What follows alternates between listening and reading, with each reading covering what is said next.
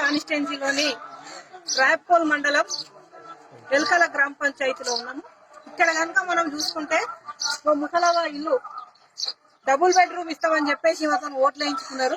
ఇట్లాంటి ఊరి గుడిసెల ఈమె ఇవాళ ఉంటుంది. ఇవాళ కేసీఆర్ గారిని మేము ఒకటి అడుగుతాను, నువ్వు డబుల్ బెడ్రూమ్ కట్టియకపోతే కట్టియకపోయినావు, వాళ్ళు పూరి గుడిసెల ఏదో ఉంటారు. ఇవాళ నరేంద్ర మోడీ ఏ ఒక్క మహిళ కూడా బహిర్భూమికి బయటికి పోవద్దు, నా అక్క చెల్లెల ఆత్మాభిమానాన్ని నేను కాపాడాలని స్వచ్ఛ భారత్ కింద 12,000 రూపాయలు ఇచ్చి ముసలవ్వకు ఇక్కడ లెట్రిన్ బాత్రూమ్ కట్టిండు. ఒక్కసారి లెట్రిన్ బాత్రూమ్ సంగతి చూద్దాం పదండి.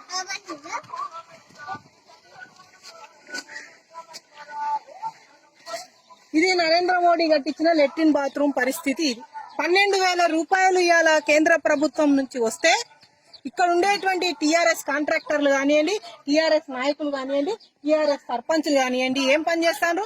ఇలా డబుల్ బెడ్రూమ్ ఇల్లు కట్టియే శాత కాలేదు. ఇవాళ కేంద్ర ప్రభుత్వం నుంచి వచ్చినటువంటి స్వచ్ఛ భారత్ లెట్రిన్ బాత్రూమ్ ను కూడా ఇవాళ నిరుపయోగంగా, ఇవాళ లబ్ధిదారులు వాడుకోలేని విధంగా, ఇవాళ వీటికి డోర్లు లేవు. అక్కడ ఒక్క డోర్ పెడితే సరిపోతుంది, ఆల్రెడీ కుండి ఉన్నది, 2 సెప్టిక్ ట్యాంకులు ఉన్నాయి.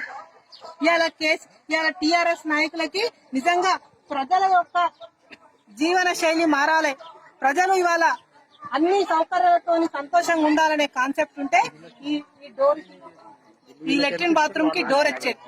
కేవలం ఓట్ల రాజకీయం నడుస్తుంది తప్పితే ప్రజల బాగోగులు పట్టించుకునే పరిస్థితులు ఈ టీఆర్ఎస్ నాయకులు లేరు. కాబట్టి మేము విజ్ఞప్తి చేస్తాం, ఇవాళ కేంద్ర ప్రభుత్వం నుంచి వస్తున్నటువంటి ప్రతి ఒక్క పైసా ఇవాళ వినియోగపడాలి అంటే తెలంగాణలో ఇవాళ దుబ్బాకల రఘునందన్ రావు గెలవాలి, పువ్వు గుర్తుకు ఓటేయాలని చెప్పేసి కోరుతా ఉన్నాం.